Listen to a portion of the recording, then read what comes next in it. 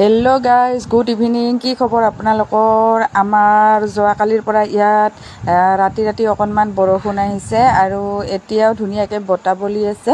কিজানি ৰাতিলৈকে বৰষুণ আহিব আৰু বহুতখিনি ঠাণ্ডা পৰিছে। বতাহ বলাৰ কাৰণে এইপিনে বহুত গছৰ পাত সৰিছে আৰু আমাৰ এয়া মিষ্টাৰে পূৰা গছৰ পাত চাফা কৰি আছে। লগতে বাবুও আছে, যিহেতু এইকেইদিন বাবুৰ গৰমৰ বন্ধ চলি আছে, সেইকাৰণে আমি ইয়াত ফুৰিবলৈ আহিছোঁ।